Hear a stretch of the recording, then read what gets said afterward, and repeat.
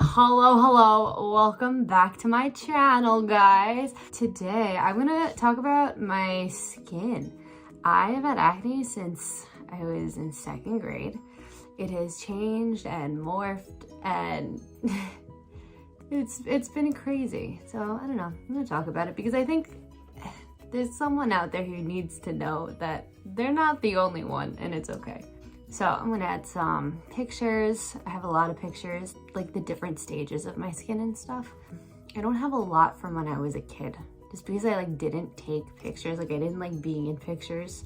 And then when I got an iPhone and started taking real pictures, I guess I was in 7th or 8th grade, I would heavily edit them. Most of the pictures that I have of myself in high school too, heavily edited and using the blur effect and all of that stuff, just because I literally hated my skin. Oh, yup, I'm gonna talk about what worked, what didn't work, things I've done, things I've tried, things that were horrible that I did that you should not do at all because it's very damaging for your skin. Yeah, I'll get into all the details of what I do now. Alrighty, so we'll start at the very beginning of the saga. So at the end of second grade, I guess I was 7 or 8 at the time, I started getting these very tiny little whiteheads all across my forehead. Kids asked me if I had chicken pox, and the rumor that was spread was that I had chicken pox forever because of all these little tiny red dots. We're in second grade, so nobody has acne at all. And it was just this crazy abnormality. But people did have chicken pox, so that was the answer. And then I went to the doctor just for my normal physical that summer going into 3rd grade. I guess it was July that I went. And she gave me this tub. It was for my pimples. I don't know what it was called. I remember, and it was a white, a blue white, and had these little crystal things on the inside, like an exfoliant, whatever that was. She gave it to me. I had to use that to wash my face every day. It kind of helped somewhat. 3rd grade was fine. And then 4th grade was when shit hit the fan. I started getting cystic pimples. So I used to have cysts in my chin. I would get them in my eyebrows. Between my eyebrows was a popular spot, and in my nose. I also had blackheads. That wasn't that big of a deal. And at the time I was only really getting maybe 2 or 3 cysts.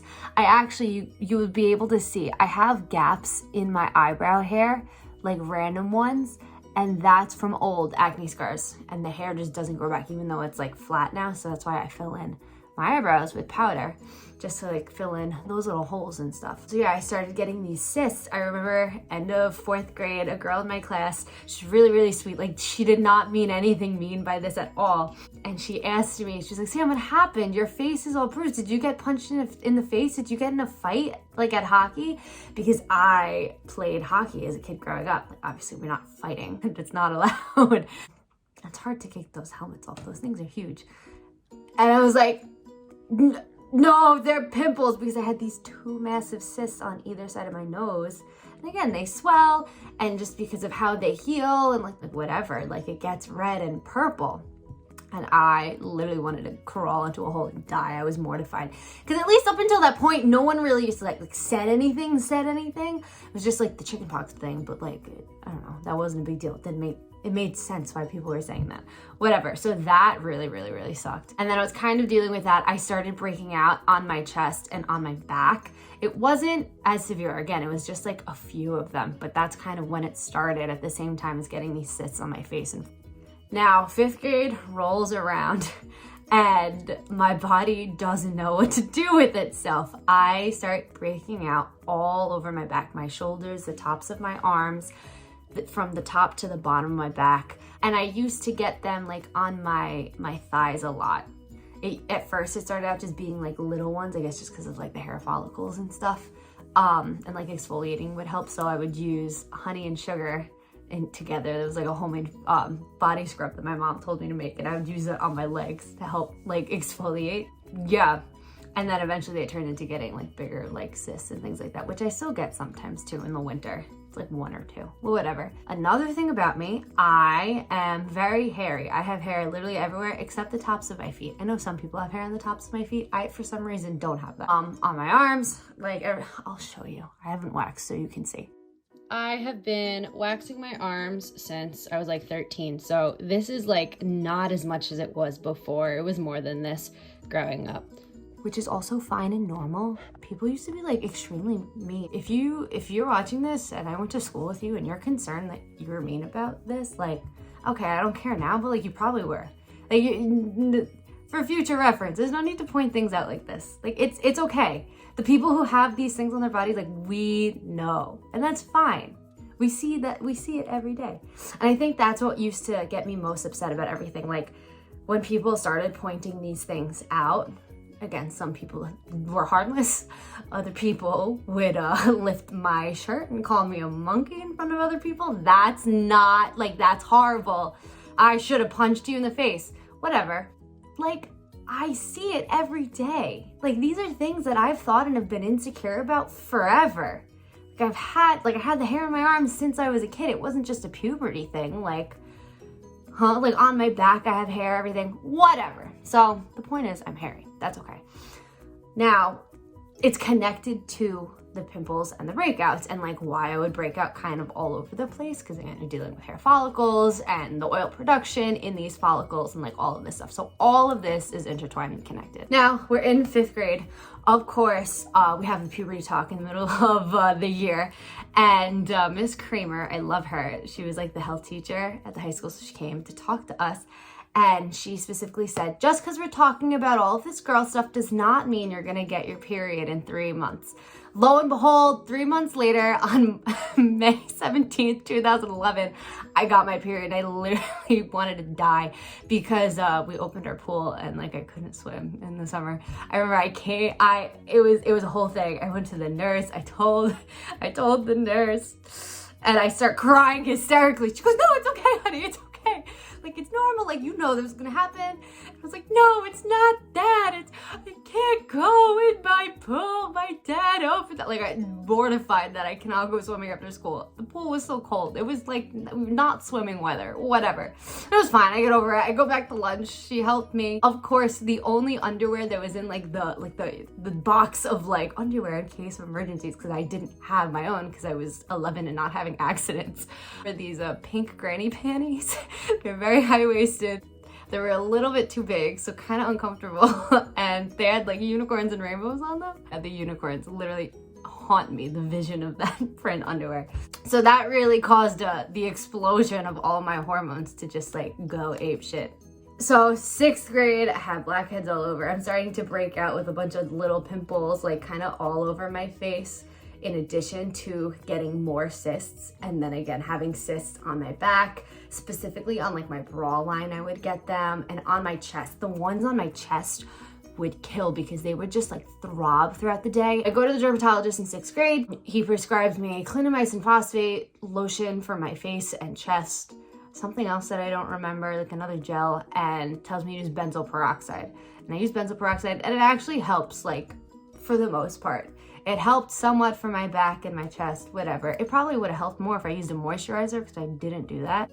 7th grade happens, still going to the dermatologist, and nothing's working. So I go on my first pill for my acne. I'm prescribed Doxycycline. I take that every night. It's an antibiotic, clears up like the P. acnes bacteria from the inside out, and it actually helped a lot. My skin cleared up relatively well. So I took that for like maybe 6 months, and then obviously you stop. You can't be on an antibiotic for too long because then you become immune to it, and then you can't even use it for like normal infections like strep throat and stuff. 8th grade rolls around. Of course, my skin gets worse again. Freshman year happens. I got laser for my face, laser hair removal, because since I'm very hairy, I could grow a beard. It's one of my gifts.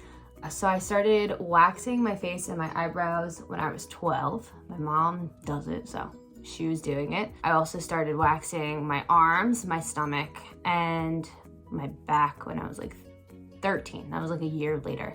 And I've been doing it ever since. It like kind of hurts. It's not bad. Bikini, like, you know, all of the stuff. And I shave my legs because I cry like a baby if I try to wax my legs. And what would happen is that I would break out really badly after I would get waxed. And again, it was like I started getting a lot of pimples all over my jawline and area. My neck, those really hurt, the ones on my neck. And this all started after that first round of going on Doxycycline. So I assume this is when my hormonal acne starts to kick in. So my mom thought it was just from the waxing my face, so we went and did the laser. It helped a lot, but I was still kind of breaking out like all over the place. So sophomore year comes around, back at the dermatologist, and he says, okay, so we're gonna try going on Accutane. Your acne is very persistent, it's severe, it's been lasting, it's all over your body. You're gonna need something a little bit more serious to be on birth control, and you have to do this program called iPledge because isotretinoin can cause severe birth defects and a lot of other things. It's very, very serious medication. It's the last resort medication. He puts me on birth control my sophomore year. So he wants me to just adjust on being that, see how that helps, because if the birth control helps my acne, then like maybe I won't have to go on Accutane, just because again, all of it, the side effects, literally everything's very severe. I noticed that my breakouts were limited to only when I would get my period. With that being said, they were still very, very severe, lots of cysts, and it would just take so long for them to heal. Now my skin, I have a lot of like yellow and green undertones in it, and basically with the combination of melanin that I have, my skin is more susceptible to scarring and pigmentation just because I have acne. Like I have a pimple over here that's gonna turn into just like a pink dot, and then it'll take a while to fade, you know, a few weeks or whatever. So imagine, you know, that, but like literally all over the place, and all over my chest and all over my back. Like even now, if you were to rub your hand across my back, it would feel like Braille because of all of the marks that are left on there from my acne, just from like over the course of the past 10 years or whatever. Of course, the birth control is not the full solution. It helps it somewhat, whatever. So I go on Accutane, started October, like 3 weeks before the musical. I got cast as the dragon in Shrek. It's a very belty part. So to begin with, it's very strenuous on your voice. I sing. I don't know if I've said that before. So the show happens, tech week happens, and I'm on this medication, and I lose my voice. I literally, like, it hurts a lot. It feels heavy. My vocal cords feel very, very swollen. I can literally feel the flaps just like rubbing really harshly against one another. There's all these different technical issues from it, in addition to my vocal cords being severely dry, because Accutane is severely dehydrating. No matter how much water I was drinking, because I was drinking like gallons a day, I still was not able to get the hydration that I needed in my throat. I started taking these like throat lozenges that would moisturize my throat just to like get through rehearsals and sing. Like I would have to have like 5 of them because there's no other way to moisturize it from the inside out. And then I would carry a bottle of honey around, and I would eat honey, just shots of honey throughout the day, in the morning before I would go to bed, throat coat 3 times a day, like literally everything possible to make sure that it's soothing. I like would not sing during chorus class, like it was crazy. I get through the show, it was fine. You can definitely hear in videos that like there is vocal trauma, and I was really scared that I wasn't gonna be able like to sing normally again. After the musical ends, I like really can't sing. I lose the entirety of my upper vocal register, and I drop down to a tenor's range. Show choir happens, I sing the tenor parts for the songs, and I go back, you know, going to my dermatologist. I tell him like after the 3rd month, I was like, my voice is not getting any better. Like, I don't know what's wrong. Like I can't sing. I've never experienced something like this before. I've never lost my voice. I've never had laryngitis. He talked to his ear, nose, throat doctor friend, and he explained that like, you know, like this is definitely a side effect of being on Accutane because of the dryness and because of the muscle swelling and irritation and joint swelling and pain that you get. And I was like, oh, great. I had to get everything on the one thing that I need to work. And then he decided to take me off of Accutane a month early. I did NYSMA for voice, and that was the last year that I can audition to be an all-state vocalist, and I really wanted to go. So I needed enough time to actually see if I would be able to rehab my voice. And then luckily, I finished my treatment the end of March. It took about a month for my voice to come back. It wasn't full capacity, but even like now, like there's certain songs or notes that I just like can't sing, or certain vowels. It's very, very weird and very, very specific. And we're slowly working through them. Like there is a way to reverse it. So I get off Accutane, my skin is immaculate. My skin has never been this clear before. I used tretinoin on my face to help exfoliate everything on the top and to have like the new skin kind of push through to help with all the acne marks. And I remember like looking through old pictures and stuff like in the beginning of April and like crying so hard like with my mom. I was like, oh my God, like I don't remember what my skin looks like being clear. Like this is amazing. I'm so happy. And then I auditioned for Allstate. I did get in. I went. I got 100. So it was like I felt on top of the world. Life is fantastic. Life is great. That summer, I started wearing a lot of makeup again because I kind of stopped during junior year. That was just like throughout the whole treatment because my skin was very sensitive. Everything kind of hurt on top if I put on it, if it wasn't moisturizer. So I kind of just like gave up on makeup as a whole, like January on. And then obviously when my skin cleared up, I didn't really feel the need to have it, just mascara. So I do children's theater, I perform and I tour and do all of this stuff. And I had to wear makeup. You wear stage makeup every single day. So I was in The Little Mermaid and I was doing my like Mer sister makeup and like whatever. And I had been using MAC forever for all of my stage stuff just because it's full coverage. Apparently MAC is like really, really bad for acne prone skin. The lady who gave it to me did not tell me that. So I start breaking out. And again, it's these tiny little pimples on my forehead and like a little bit like on my cheeks, but it really wasn't bad. So I thought this is just like my skin turning to normal because Accutane is so intense. It cleared everything up and nothing existed at all. And like in life, you're gonna get some pimples. Like that's fine. That's just my skin. That's just my normal skin texture. I should have went back to my dermatologist at that point because that's like what, 6 months, maybe 5 months after I finished my treatment and I already was relapsing, but I didn't think that's what it was. Flash forward to senior year. Again, I kind of just had like these little layers and like texture on my face and it progressively gets worse and worse. I got like 1 or 2 cysts. Again, not awful, but it was getting worse. February rolls along. I get the stomach bug and I'm throwing up, and your gut health is very connected to your skin. So about a week and a half after I was sick with the stomach bug, I started getting a lot more cysts and I started breaking out on my chest again. And then by March, my skin was horrible. My acne did not come back at all, which was fantastic. I've never had any problems. Accutane definitely helped with that because it was solely connected to like the oil production and everything. My hair wasn't oily and greasy anymore. My skin was very dry actually and very sensitive from being on Accutane. So I was really confused that I was breaking out cystically again. Go back to the dermatologist because I'm really concerned because prom is coming up, my senior prom. And I was like, I cannot look like this. What am I not gonna go to senior cut day because we're going to the beach? Like I don't wanna be in a bikini in front of everyone when I have all of this stuff all over the place. So he puts me on Doxycycline again to clear it up because again, like that cleared me up in the past. I'm on it for like 6 months again. You have to use sunscreen because you're skin sensitive. My skin clears up and I just have scarring on my cheeks. I finished taking Doxycycline. And then I go to college. As the semester progresses, my skin gets progressively worse and worse and worse and worse. Again, that texture that I had kind of all comes back. So I start using benzoyl peroxide again because that was the only face wash that has ever helped me before. And again, I didn't think my skin was as severe as it had been when I was a kid. So I was like, oh, this is just gonna fix it. Like this will be fine. So I was using the Neutrogena. They have like a face wash. It's like 4% benzoyl peroxide. And then I got the spot treatment because I started getting cysts. I use it on my face.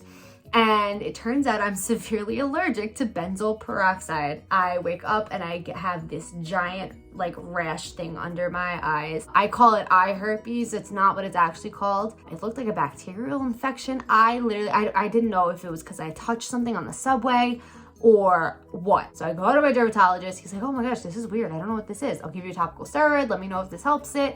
It doesn't look that it's bacterial. It doesn't look like this. I couldn't figure it out. The steroid helps, it clears up, I have scarring, whatever, and he tells me to simplify my routine. He's like, you're doing too many things. This might be a reaction to some of those products. Get a gentle cleanser, get a moisturizer, and just stick with that and see what happens. My skin clears up a little bit, which is really good, just using like normal, gentle things and hydrating my skin. But again, it's the jaw acne, it's the chest acne, and it's just, it keeps coming back. So I switched dermatologists just for convenience because I'm living in the city and going to school. And I tell her my whole spiel. I tell her how Accutane didn't work for me, where my acne was coming up, where it's persistent, how it sticks around my period, all of these different things. And then she asked me, she goes, do you have a lot of body hair and facial hair? Is that something you've noticed? And I go, actually, yes, I do. I have a lot all over my body. I tell her like I wax. And this has been since I was a kid, like before puberty. This is just kind of forever. And she tells me that I might have a hormone issue and that it might be my hormones causing all of my acne and the excess hair and all of this stuff. So I go get blood work done to confirm. And yes, my androgen levels are high. I have extra testosterone than the average female. And this manifests in my excess facial and body hair and in the severe acne that I have all over the place. She also suspected because of the areas that I was breaking out, that's usually an indicator of hormonal acne. And I explained, like, I've changed my diet. I drink a lot of water. I kind of covered all of the bases. I cut out dairy. I don't really eat fried foods often. I don't really eat processed sugars, things that used to break me out, like Oreos and Chips Ahoy, like any junk food like that. Like I stopped eating them, and I don't even have an appetite for those things anymore. If I eat one, I'll have one. That's actually why I have this pimple. I literally ate an Oreo the other day. So she goes, yep, this is hormonal acne. We're gonna put you on Spironolactone. You're already on birth control. That's the first step. Fantastic. And then you'll use the tretinoin and you'll use this clindamycin benzoyl peroxide face cream. So I started using them, and then lo and behold, using the benzoyl peroxide spot treatment cream that she gave me, I get another allergic reaction. This time it looks like Africa on my face. And then I tell her, I call her up, and she goes, you're allergic to the benzoyl peroxide. She goes, but she's like, don't worry, you don't need to use it. You don't need it, that's fine.